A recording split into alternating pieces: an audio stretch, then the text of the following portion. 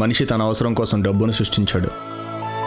కాలక్రమేణా అదే డబ్బు మనిషిని శాసించడం మొదలుపెట్టింది.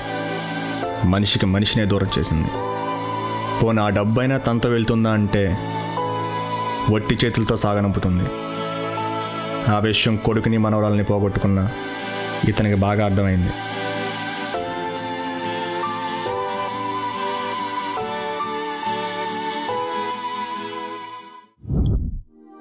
రూపాయి సంపాదించడం చేతగాని ఏ ఏదోకి ప్రేమించే హక్కు లేదంట. But I love you. ఒకటి సంపాదిస్తానన్న నమ్మకం అయితే ఉంది, గ్యారంటీ లేదు. గ్యారంటీ ఇవ్వడానికి నేను బ్యాంక్లో లోన్ ఇస్తున్నానా, నా మనసు ఇస్తున్నా?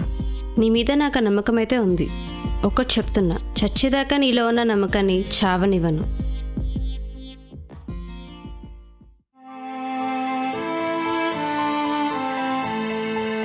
ఆ ఒక్క మాటే నా ప్రాణాన్ని నా దగ్గర లేకుండా చేస్తుందని నాకు అప్పుడు తెలీదు. మావయ్య గారు కాఫీ. వీడేడమ్మా? వస్తున్నారు. అమ్మకు స్నానం చేపిస్తున్నా నాన్న. ఏరా నువ్వు మారవా? ఇప్పుడు ఏమైంది నాన్న? ఎంతకాలం ఉద్యోగం సద్యోగం లేకుండా ఇలా షేర్ మార్కెట్ అంటూ కూర్చుంటావు? ఏదో ఒక జాబ్లో జాయిన్ అవ్వచ్చుగా. నాన్న, ఒకడు రోజుకు 100 రూపాయలు సంపాదిస్తాడు. వాడి గంటకు సంపాదన 4 రూపాయలు 16 పైసలు. ఇంకొకడు 1000 రూపాయలు సంపాదిస్తాడు. ఇంకొకడు 1 కోటి రూపాయలు సంపాదిస్తాడు. అదే అంబానీ అయితే కోట్లలో సంపాదిస్తాడు. మీరైతే గంటకు 125 రూపాయలు సంపాదిస్తారు. ఎవరి స్టైల్ వాడిది నాన్న. తల్లి లేని పిల్లాడి కదా అని గారాబం చేస్తున్నాను కదా, అది. అమ్మ లేకపోవడం ఏంటి నాన్న? ఇదిగో మా అమ్మ. పదమ్మా స్కూల్కి వెళ్దాం. వీడు మారడు. తెలిసిందే కదా మావయ్య.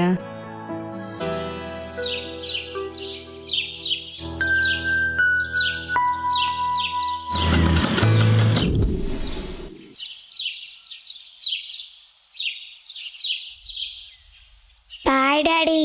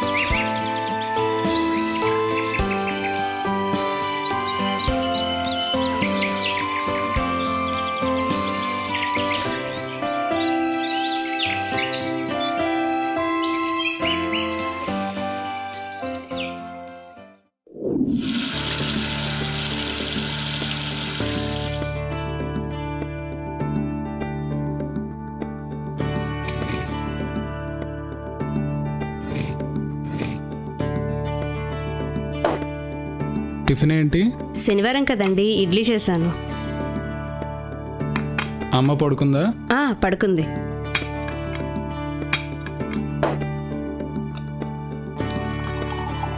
ఏరా ఒకసారి ఆలోచించు. మా కంపెనీలో మంచి జాబ్ ఉంది. ఇప్పుడు ఏమైంది నాన్న? నేను చేసే బిజినెస్ కూడా బాగానే ఉంది కదా. ఇప్పుడు ఎంతో కొంత వస్తుంది కదా. మనం బాగానే ఉన్నాం కదా.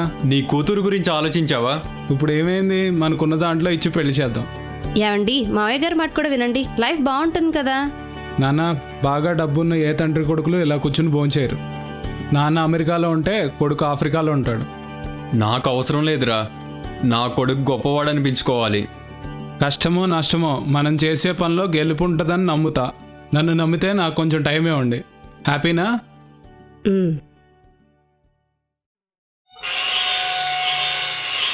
తండ్రి అన్న మాటలకు అతను కోపం వచ్చిందో కలిసి వచ్చిందో అతను అన్నట్టుగానే బిజినెస్లో సక్సెస్ అయ్యాడు. కానీ వాళ్ళిద్దరు కలిసి భోజనం చేయటం అదే ఆఖరి సార్ అవుతుందని అతను ఊహించలేకపోయాడు. ఓకే, నేను వచ్చేస్తాను, ఎర్లీగానే వచ్చేస్తాను, ఇబ్బంది అయితే ఏం లేదు. ఓకే, నేను వచ్చేసరికి ఆ ఫైల్స్ రెడీ చేసి పెట్టండి. డాడీ స్కూల్ తీసుకెళ్ళవా? డ్రైవర్తో కార్లో వెళ్ళమ్మా.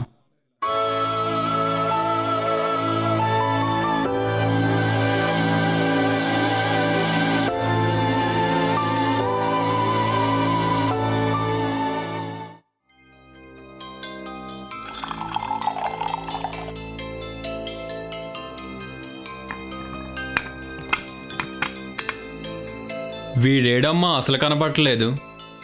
ఏమో మావయ్య, ఎప్పుడు వస్తున్నారో ఎప్పుడు వెళ్తున్నారో నాకు తెలియట్లేదు.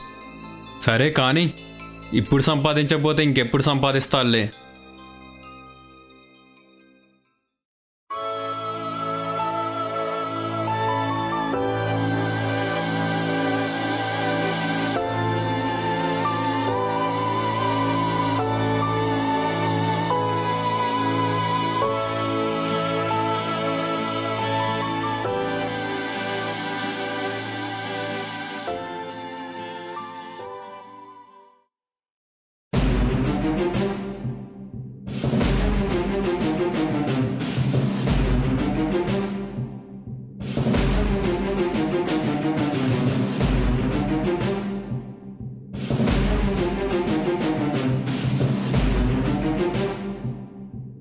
కారు మీద పిచ్చిగే తొలగిస్తావా?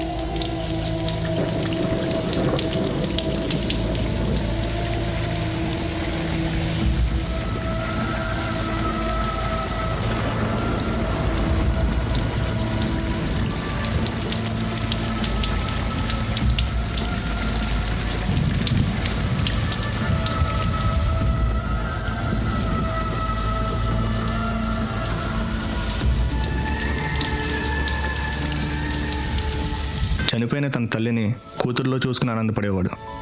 ఆఖరికి తన తల్లి పుట్టినరోజునే కూతురి చావు పలకరించింది. విధి అది చాలా విచిత్రమైంది అని మన పెద్దవాళ్ళు చెప్తుంటే అప్పుడు అర్థమయ్యేది కాదు. కానీ ఇతని జీవితం దగ్గరగా చూస్తే దాని విలువ తెలుస్తుంది.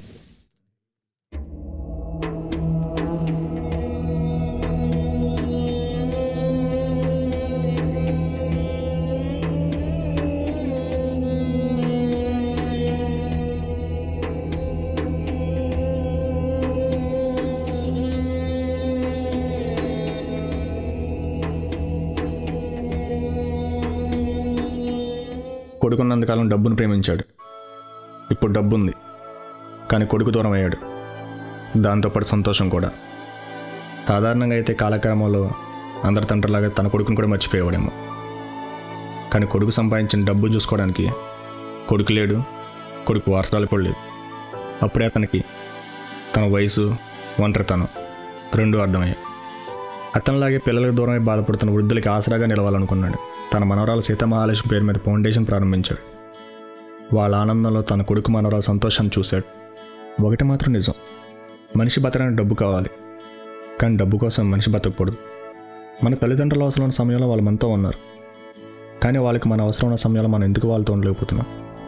రేపు మన పిల్లలు కూడా ఎలాగే మనం వదిలేస్తే అనే ప్రశ్న మీ మనసులో మిగిలితే చాలు, ఆ బాధ మీకు అర్థమవుతుంది.